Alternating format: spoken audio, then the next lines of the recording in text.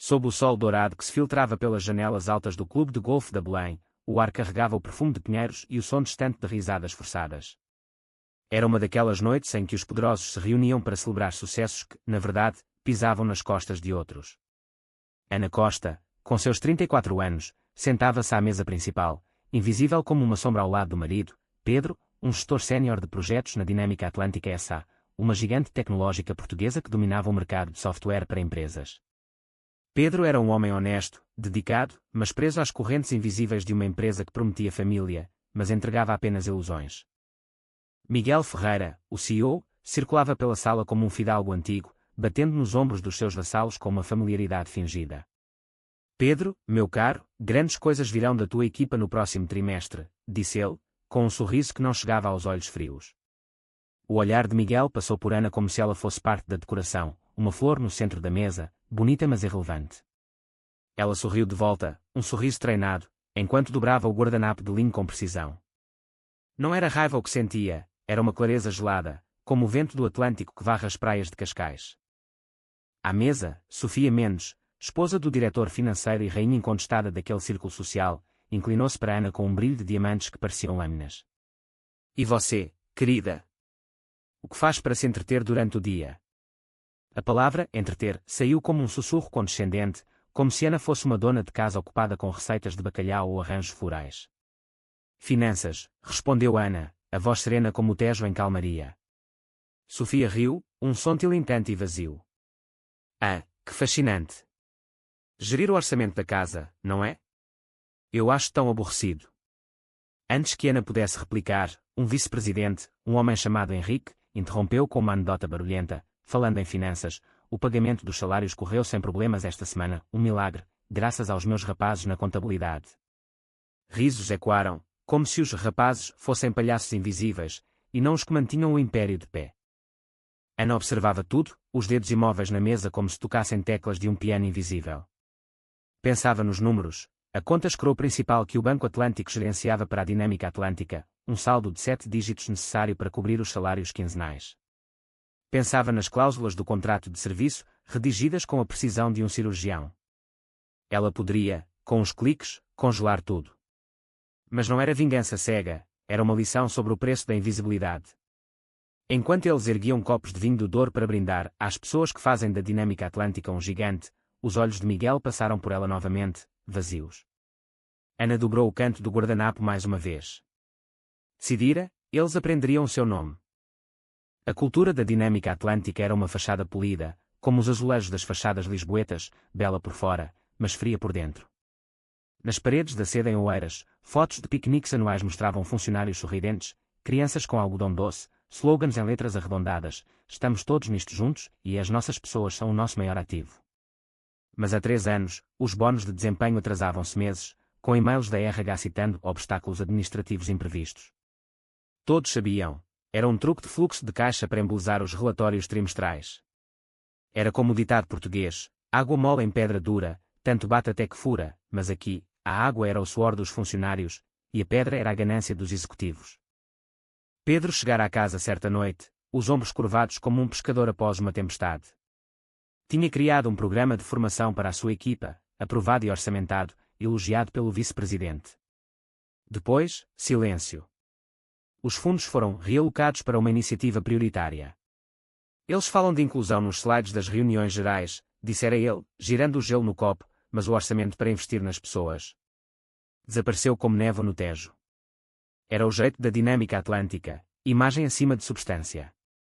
As promoções não vinham de avaliações, mas de cafés mornos e charutos caros no campo de golfe. Pedro, que preferia fins de semana no jardim ou passeios pela Alfama com Ana, era elogiado pelos resultados, mas ignorado para ascensões. O seu mérito era notado, mas o seu chá da tarde com o chefe era inexistente. Nas noites como esta, as esposas eram catalogadas, mães, jardineiras, voluntárias. Quando Ana mencionava finanças, os olhos vidravam, imaginavam-na a cortar cupões na cozinha. Sofia era a maestrina da condescendência, guiando a conversa como uma fadista controlando o público. Perguntava sobre galas de caridade para afirmar o seu estatuto, ria alto, e os outros seguiam, orbitando o seu favor como gaivotas no Porto. Ana observava, Henrique tocava na gravata quando o chefe falava, sinal de insegurança, Miguel evitava olhares com os empregados de mesa, o sorriso de Sofia nunca chegava aos olhos. Eram pistas, dados no mapa de fraquezas. Pedro queria deixar a empresa há um ano, farto da hipocrisia, despedimentos em reestruturações, enquanto os executivos se davam aumentos. Mas as opções de ações o prendiam, mais 18 meses para vestirem completamente, uma soma transformadora. Talvez deva sair, Ana. Não vale a pena, dissera ele uma noite. Ela pousara a mão na dele, não faças nada. Deixa-os serem quem são. Ele confiara, sem entender. De volta ao escritório em casa, no bairro alto, o laptop acendeu-se com uma luz azul fria. Ana trabalhava no Banco Atlântico, um dos maiores de Portugal, e a Dinâmica Atlântica era cliente. Não era só uma convidada, era uma observadora com acesso de alto nível. Navegou pelo ficheiro de crédito comercial, a linha de crédito rotativa era vital para o fluxo de caixa. Os relatórios de conformidade mostravam fraturas, 3 vezes nos últimos 2 anos, a ratio dívida-EBITDA roçar o limite de violação. Correções milagrosas apareciam, com notas de ajustes não caixa. Contabilidade criativa, frágil como um castelo de cartas. Eles viam-na como a esposa de um gestor, uma mulher agradável mas esquecível. Mas Ana era a arquiteta do sistema. Formada na nova School of Business em Lisboa, não para casar bem, mas para dominar o capital. Recrutada para o grupo de soluções de tesouraria do Banco Atlântico, gerenciava fluxos de bilhões. Há um ano, rotacionara para liderar uma equipa na Pay Atlântico, subsidiária de processamento de salários, os canalizadores do mundo corporativo, essencial mas invisível. 6 meses antes, a Dinâmica Atlântica contratara-os, o diretor financeiro gabando-se de poupanças de 18%. Rápidos na due diligence, ignoraram as cláusulas operacionais que Ana redigira. O nome de Miguel estava no contrato principal, um rabisco arrogante. O de Ana, nas apêndices, como assinante autorizada de nível 2, o último checkpoint humano. O processo, upload de salários, verificações automáticas, pendente até à sua autorização às 19 horas de quinta-feira antes do payday. Apêndice 9b, protocolo de escalada de anomalias, que ela criara, flagging automático por desvios a indicadores, requerendo revisão manual. Ninguém lera, era boilerplate. Mas era uma faca afiada. Naquela noite no clube, eles viram uma ninguém. No sistema, a sua chave era o portão final. Dias depois, Ana ativou o plano. Descobrira, através de acessos legais, uma empresa fantasma ligada ao diretor financeiro, Blue Icary, agora rebatizada como Oliveira Consultores, pagando faturas inflacionadas para serviços à casa de Sofia em Sintra. Era conflito de interesses, ilegal sob a lei portuguesa de governança corporativa. Numa reunião de emergência no clube, ironicamente, à mesma mesa, Ana sentou-se, envelope na mão. Executivos checavam telemóveis, salários pendentes. Porquê? Perguntou Miguel, voz tremendo. Ana explicou calmamente, apêndice 9b. Anomalias detectadas, transações relacionadas. Sofia empalideceu, o rosto como porcelana rachada. Henrique tossiu, o ti apertado como um laço. O silêncio caiu como uma cortina pesada. Telemóveis vibraram com notificações de hold.